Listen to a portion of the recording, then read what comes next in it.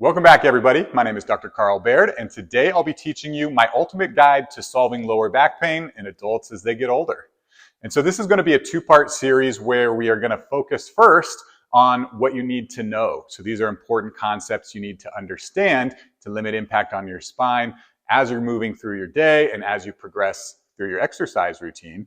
And in part two, we'll go over what you actually need to do. So the action steps and the exercises that you should be doing to, again, limit impact that goes through your spine, to solve lower back pain without pills, injections, surgery, or just endless chiropractic or doctor appointments that provide temporary relief without fully solving the problem. So before we get started, let's just talk about what type of back pain I'm referring to. I am referring to what's called uncomplicated lower back pain. So this is the general nagging, chronic, achy back pain that most people experience as they get older. If you're somebody who's having any sort of what we call complications, so neurological issues, sharp shooting pain down the leg, numbness, tingling, weakness, or advanced arthritic changes like stenosis, that's not the type of back pain that I'm referring to in these videos. Again, the concepts are still important to understand, but if you're suffering from something like that, there are going to be a few extra steps that you need to take in addition to this. So with that being said, let's go ahead and get started. So the very first thing we need to do is just develop an understanding of the primary cause of this lower back pain in adults as they get older. The more we understand the cause, the more we can understand why certain treatments are going to be more beneficial and others not so much. So we really want to focus our whole program on treating the underlying cause rather than just managing symptoms with pills, injections, and endless chiropractic visits. So the primary cause of this uncomplicated lower back pain in adults can be summed up into one word: impact. And so again, it's too much impact over too long a period of time. And so as you move throughout your day, there are small impacts that go through your spine that you may not even notice are happening. But the more time goes by, the older that you get, these impacts add up until they overload a joint and create the sensation of pain. And pain is your body's way to communicate with you to avoid that area and protect that area. And so what we want to do with this guide is teach you how to limit impact on your spine so that you can keep active and maintain your lifestyle as you get older. The most important concept you need to understand to limit impact that goes through your spine is the concept of a neutral spine. So when I say neutral spine, what I don't mean is a straight spine. It's simply referring to the position of the spine where the least amount of impact goes through your discs and your joints. And so on a model, what it looks like is this, where you have three different curves. You have a lordotic curve in the lower back, and then it curves out into this kyphotic curve in your mid back, and then in your neck, it curves back into another lordotic curve in the neck. So again, it's not a straight spine. It has three different curvatures, but it's that position where the least amount of impact goes through the structures of the spine.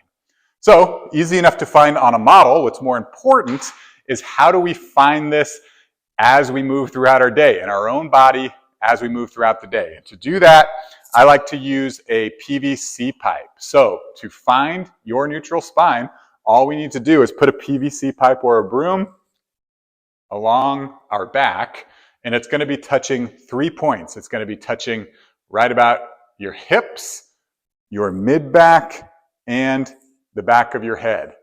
And so if you can touch all 3 points, this is going to be your neutral spine. So again, easy enough when you're just standing in one position to find the neutral spine. But what's going to be important as we progress through this guide is, can you maintain a neutral spine when you're moving throughout your day or bending forward to lift weight off the ground?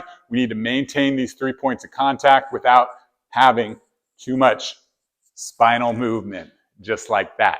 But getting a solid understanding of the neutral spine will, again, limit impact that goes through your spine and save you from months and years of lower back pain. The next concept that we need to understand is how to control our pelvic positioning. So it's going to be our pelvis that sets the foundation for our spinal alignment and being able to find that neutral spine. And what happens to a lot of people is their pelvis gets rocked forward, which creates more extension and pain in the set joints of the back, or it gets rocked backwards, which puts a lot more compression on the discs of the lower back, both which over time will lead to pain. So to understand and regain control of our pelvis, I like an exercise called pelvic rocks. It's pretty easy to perform. We're just starting with our feet on the ground, hands at the side. So when I'm laying here, what I should notice is I have a little arch in my lower back. That's that lordotic curve that I mentioned in the neutral spine. And all I'm going to do is rock my pelvis backwards, and what you'll feel is your lower back arch flattening against the mat. So that's me rocking my pelvis backwards, and that arch flattens against my mat right here. And so all I'm doing is paying attention to what that feels like. And from there, I'm going to do the opposite, where I'm going to rock my pelvis forward, and that's going to lead to an overextension of this arch here. And you might feel a little bit of extra pinchy pain if you have some irritation of those facet joints.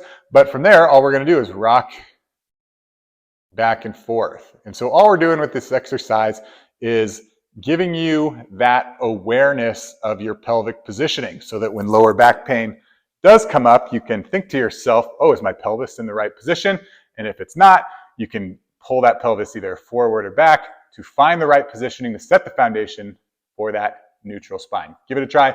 Let me know what you think. The next concept that we want to understand is the idea of the abdominal brace. So remember, finding that neutral spine in a standing position was pretty easy with just putting a PVC pipe on your back, but it becomes a lot harder as you start performing certain exercises or as you just move throughout your day. You might start noticing a lot of flexion or extension in the spine, and it's just hard to get that movement under control. And so the abdominal brace is going to be one way that we can hold that spinal position to limit impact that goes through your spine. So to perform, it's relatively easy. All we're going to do is contract our abdominal cavity. So pretend as if somebody were about to punch you in the stomach. How you would brace to prepare for that impact is how you perform the abdominal brace. And again, I'm not squeezing 100%, more like a 25% contraction. And then you can just poke around the abs to make sure that you're getting that brace. And again, that's going to hold that neutral spine position in place as you're performing certain exercises. That's going to limit the impact that goes through your lower back and ultimately what ends up solving your lower back pain. Give it a try. Let me know what you think. Next, we are going to focus on how to activate and control the glute muscles, or these big hip muscles in the back. These are probably the most important muscle group when it comes to lower back health. And unfortunately, because just in our society, we spend a lot of time sitting, these muscles often get neglected, aren't able to do their job. That leads to more impact on the spine, which over time leads to pain. So to make sure that we can activate and control our glutes, I do an exercise called the glute squeeze and release, which is kind of a fun exercise to do. All we're going to do is lay on our back and we're going to squeeze both glutes or contract both glutes. So what you'll notice when you contract both glutes is, again, your hips raise up off the ground a little bit here. And from here, what I want to do is I want to keep my left glute contracted, and then I'm going to slowly relax my right side. And then I'm going to slowly relax the left. And then I'm going to do the same thing, just switching sides. So again, contracting both, keep my right side contracted, and slowly relax the left, and slowly relax the right. And so while it seems like a simple exercise, this can be difficult for a lot of people to do, but it's really important that we're able to control and activate our glutes when we need to, especially when we start progressing into more advanced glute exercise. So go ahead and give that glute squeeze and release a try. Let me know how it goes. One more important concept to understand is the concept of how to breathe. Now, I know that sounds silly, but it's really important that anyone with lower back pain really understands the concept of diaphragmatic breathing. This is a type of breathing that really fills up your abdominal cavity, creates that 360 degrees of stiffness around your spine to, again, limit your impact that goes through your spine so that you don't have so much pain as you get older. So to perform diaphragmatic breathing, another pretty simple exercise to perform, can be challenging, in some, but all we're going to do is lay on our back, knees bent. I'm going to place one hand on my belly, one hand on my chest, and all I'm going to do is take a really deep, slow breath in through my nose. And what I want to focus on is that my belly hand rises before my chest. So what it'll look like, again, it's a really subtle movement, so pay close attention, is, and then 4 seconds, let it out, let the belly relax. We'll go ahead and do one more. And let it out.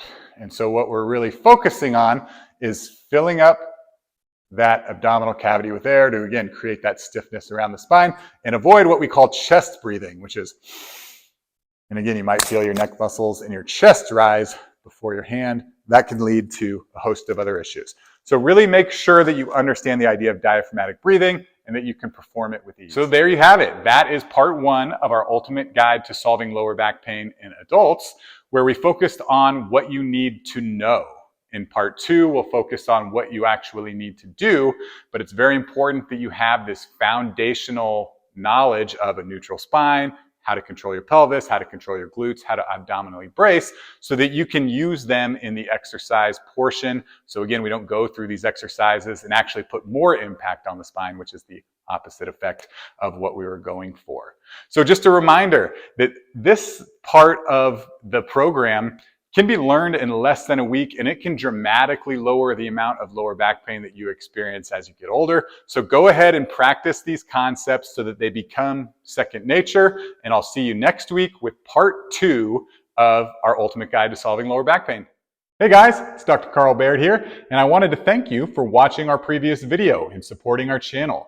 Now, if you're somebody who's looking to build strength to solve joint pain, keep active, and maintain your lifestyle as you get older, be sure to subscribe to our channel to watch all of our new videos. You won't find it anywhere else.